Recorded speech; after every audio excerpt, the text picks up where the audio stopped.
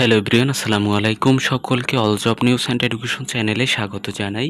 চলে আসলাম নতুন একটি ভিডিও নিয়ে। ভিডিও শুরুর প্রথমে বলে রাখি, যারা আমার চ্যানেলে নতুন দয়া করে আমার চ্যানেলটি সাবস্ক্রাইব করে দিতে ভুলবেন না।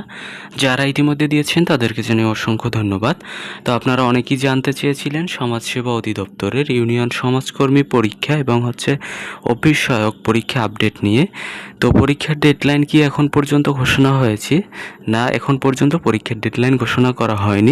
তো আপনারা কিন্তু দেখতে পারতেছেন অনেক ইউটিউব চ্যানেল থেকে এই ডেডলাইন দেওয়া হয়েছে। এটা হচ্ছে সম্পূর্ণ মিথ্যা নিউজ বা ভুয়া নিউজ অথবা গুজব বলা যেতে পারে।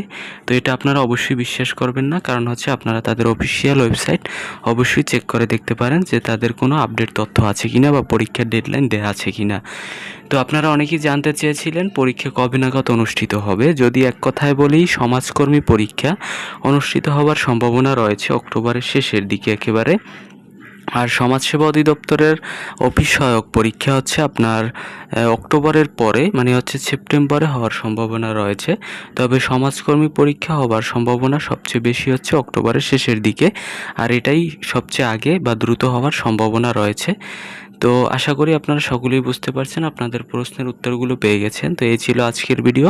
দেখা হবে পরবর্তী কোনো ভিডিওতে। যদি ভিডিওটি ভালো লেগে থাকে লাইক, কমেন্ট, শেয়ার করতে ভুলবেন না। চ্যানেলটি সাবস্ক্রাইব করে সঙ্গেই থাকবেন। ধন্যবাদ সকলকে।